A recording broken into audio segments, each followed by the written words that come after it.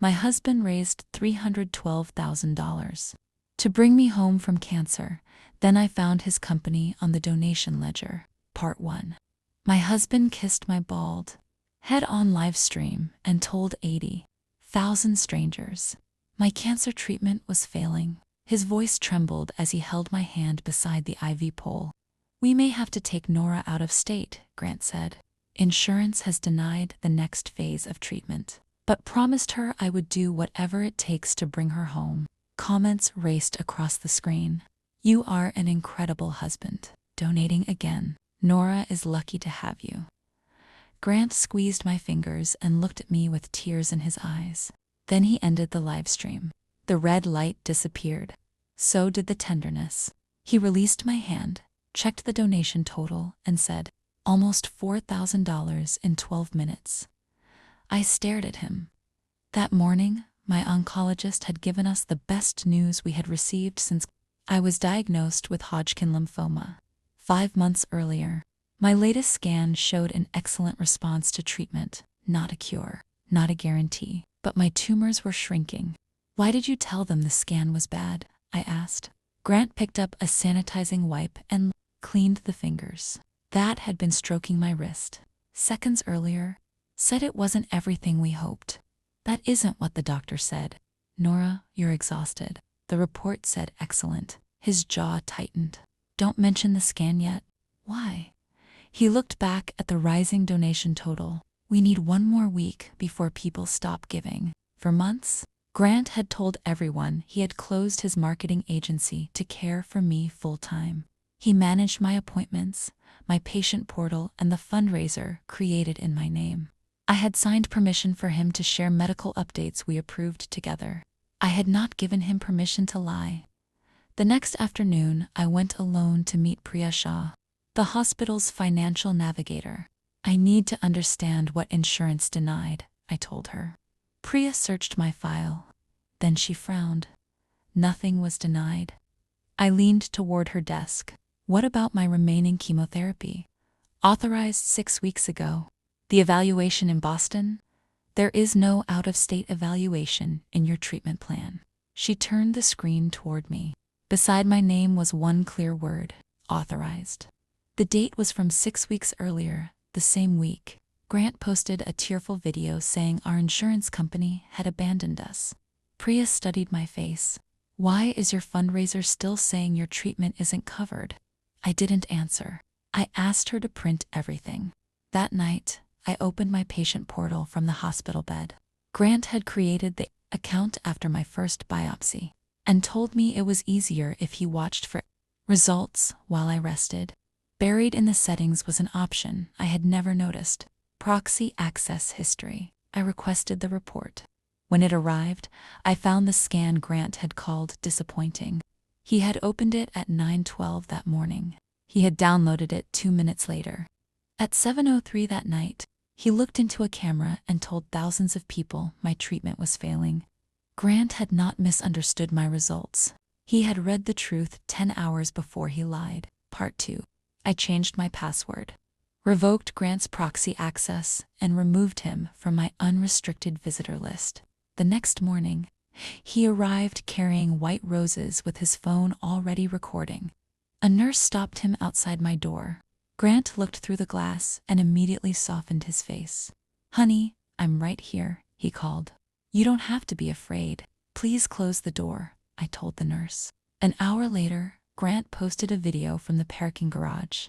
He said chemotherapy had left me confused, emotionally unstable, and unable to understand the sacrifices he was making for me. The comments praised his patience, so I didn't answer him publicly. I requested the fundraiser's payout records instead. The campaign had raised $312,000. Some money had paid real medical expenses, but 7 transfers had gone somewhere I did not recognize as part of my treatment. Whitman Creative LLC, Grant's marketing agency. The company he told everyone he had closed for me had received more than $118,000 from donations made in my name. Then I found one final scheduled transfer. Memo: hospital donation. Part 3. The $50,000 transfer sat on my screen like a dare. Grant had told everyone he was making a personal donation to the hospital's patient assistance fund. But the money had not come from him. It had come from people who thought they were helping pay for my cancer treatment. Rachel read the memo twice. He's donating your fundraiser money under his own name and receiving an award for it. Was less than 48 hours away. Grant was scheduled to stand in the hospital atrium beside an oversized check and accept the Community Care Champion Award. I could already picture his hand on my shoulder, his voice shaking, his face turned slightly toward the cameras. For 5 months, he had made my illness look like proof of his goodness. Now he was about to turn stolen donations into a public halo. I called Priya at the hospital, and she gave me the name of Alina Brooks, the foundation's compliance director. I sent Alina 5 things: the insurance authorization, the portal access log, the fundraiser payout report, 3 agency invoices, and the consent form I had signed when the campaign began. That form mattered. I had allowed Grant to share updates we approved together. I had never allowed him to publish false medical information, pay his company with donations, or use my face to build a new organization. 20 minutes later, Alina called. "Mrs. Whitman, do not contact your husband yet." My throat tightened. "Are you still giving him the award?" She paused before answering. "We are verifying the source of the check." She asked whether I could come to the hospital the next morning. When I hung up, Rachel sat across from me in silence, watching my phone as though it might explode. Then the screen lit up with a message from Grant.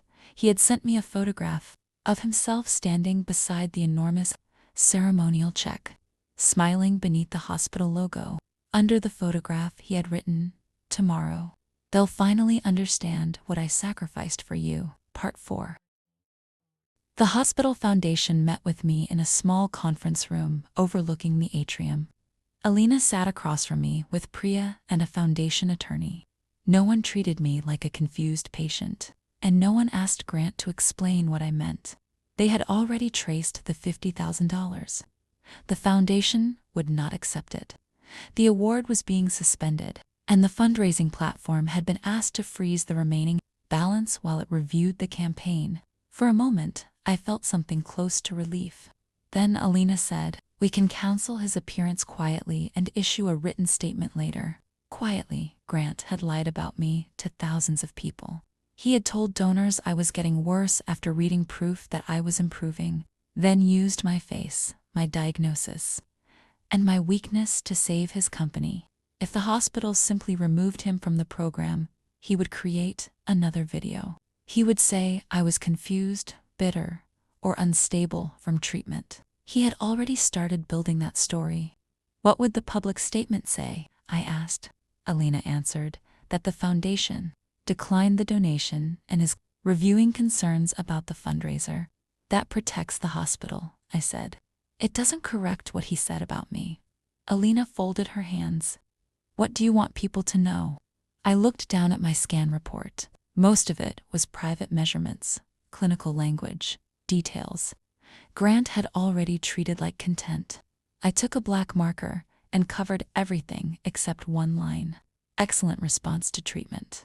Then I left visible the timestamp showing when Grant had opened it. "I don't want my whole body on that screen," I said. "Only the lie." We built a short timeline: what Grant knew, what he told donors, and where the money went. No dramatic accusations, only dates, documents, and amounts.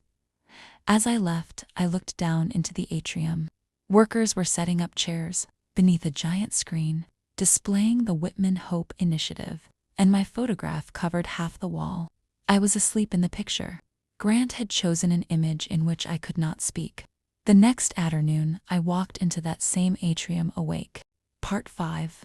The hospital atrium was full when Rachel and I arrived. Patients sat beside donors and hospital employees, while local reporters stood near the back.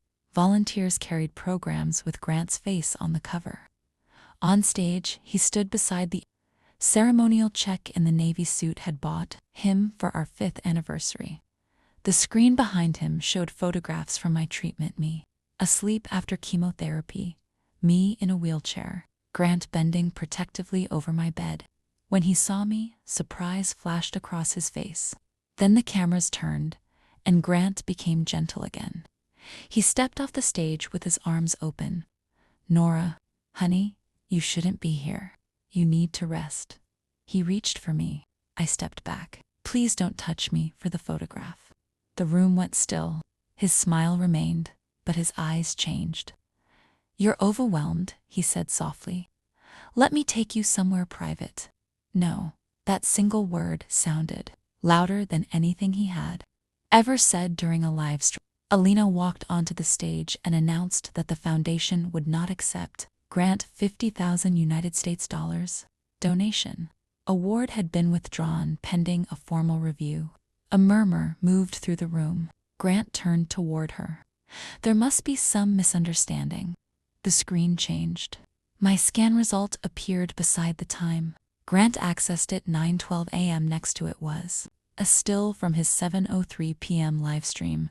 When he told donors my treatment was failing, Grant looked at me. "You approved those updates." Held his gaze. "I approved truthful ones." The next slide showed the insurance authorization, beside his claim that coverage had been denied. Then the donation ledger appeared.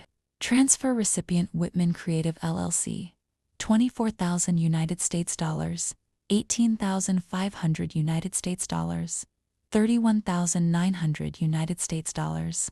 A woman in the front row stood up. "I donated after the Boston video." Grant raised both hands. "My agency provided real services. None of this money would exist without our work." Then the final transfer appeared, 50,000 United States dollars. The same amount printed on the giant check, still standing beside him. Part 6. For the first time, Grant looked frightened, not because I was sick, but because everyone could see the money. He stepped toward the microphone. "The company created the campaign, produced the videos, and managed donor outreach. Those were legitimate expenses." Someone near the back called out. Grant replied, "I stepped away from daily operations." "You paid its payroll," I said. His face tightened. Then he turned to me and lowered his voice, as though the room had disappeared and we were alone behind another hospital door. "You have no idea what it took to keep everything together while you were sick." That sentence had controlled me for months. Every meal, every ride, and every appointment had been placed on an invisible ledger I could never repay. If I questioned him, I was ungrateful. If I wanted privacy, I was ashamed of his love. If I wanted to speak for myself, I was too confused to understand. I looked at the dates on the screen. Grant knew my treatment was working. He knew insurance had approved the rest, and he still asked frightened strangers for more money. "You didn't keep asking because I was dying," I said. "You kept asking after you knew I was getting better." Grant opened his mouth, but no explanation came. For once, silence did not belong to me. Alina told the audience that records had been referred to the fundraising platform and that donors would be contacted directly. The hospital would also remove every promotional video using my image. Grant reached toward the ceremonial check. Alina stopped him. "The foundation cannot accept funds whose source was misrepresented." Under the stage lights, the check no longer looked generous. It looked like evidence. Reporters moved toward Grant. Creative employees slipped out a side door. Rachel touched my arm and whispered, "Do you want to leave?" "Yes," I said, "but not with him." Outside the atrium, my phone began vibrating. The fundraising platform had frozen the remaining balance and Grant had posted a new video. Part 7. Grant recorded the video from his car. His tie was loose, his eyes red, and his voice was calm enough to sound wounded rather than angry. He said the hospital had misunderstood standard campaign expenses. He said every decision had been made for my care, then asked people to show compassion for a marriage under impossible strain. He never said why he called the good scan bad. He never explained why he claimed insurance had denied treatment. and he never mentioned where the $50,000 check came from. By then, the hospital had issued its own statement. My treatment had been authorized. The foundation had never requested emergency money for an out-of-state evaluation, and Grant's donation would not be accepted. The fundraising platform gave donors two choices: request a refund or redirect their contributions to the hospital's official transportation fund for cancer patients. Many chose the fund. Others wanted their money back. The $118,400 already transferred to Whitman Creative did not return overnight. It became part of the platform's investigation, a civil claim, and eventually our divorce case. Justice turned out to involve more paperwork than applause. There were interviews, bank records, and days when chemotherapy left me too exhausted to answer another question. Grant insisted his agency had earned every dollar. Some of his employees believed him. His clients did not, and within 2 months most of them were gone. The Whitman Hope Initiative disappeared before it launched. The website was removed, along with the photograph Grant had taken while I slept. The hospital deleted every video using my image. For the first time since my diagnosis, strangers could no longer watch the worst moments of my life whenever they wanted. But the quieter changes mattered more. My medical results came directly to me. My phone belonged to me again. No one entered my room unless I allowed it. Rachel drove me to treatment. Coworkers brought groceries without turning their kindness into proof of goodness. Priya still brought terrible coffee and pretended not to notice when I drank only 2 sips. Grant kept asking to meet. He said he wanted to explain, then apologize. Then claimed I owed him one private conversation after everything he had done for me. I never answered. 3 weeks later, I arrived for my final scheduled treatment. There was no live stream, no ring light, and no husband practicing tears beside my bed. Part 8. My final infusion ended just before sunset. The nurse removed the tape from my hand and gave me a discharge folder, thick with follow-up appointments, medication instructions, and numbers to call if anything felt wrong. Priya appeared with a paper cup of coffee. Rachel brought the sweater I always forgot because treatment made me cold, even in July. No one asked me to smile for a picture. No one told me how inspiring I looked. We sat together quietly while the last medicine emptied from the line. I had imagined finishing treatment would feel like fireworks. Instead, it felt like being allowed to breathe without someone narrating it. A nurse stepped into the room. "Grant called again," she said carefully. "He's downstairs. He says he wants to explain before you leave." Looked toward the closed door. For months, Grant had decided who could enter my room, what information could leave it, and which version of me the world was allowed to see. He had called control love. He had called exploitation sacrifice. And he had made me believe that needing help meant surrendering the right to say no. "He isn't my caregiver," I said, "and he isn't authorized to speak for me." The nurse nodded and closed the door again.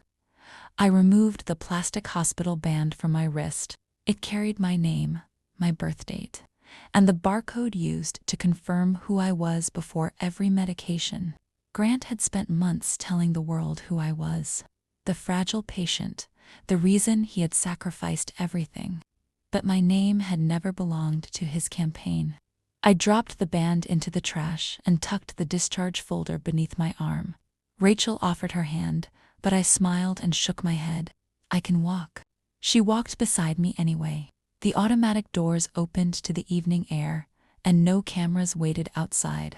No donation total appeared on a screen. No one applauded as I crossed the sidewalk. For the first time in months, I did not need anyone to see me leave in order to know I was finally going home.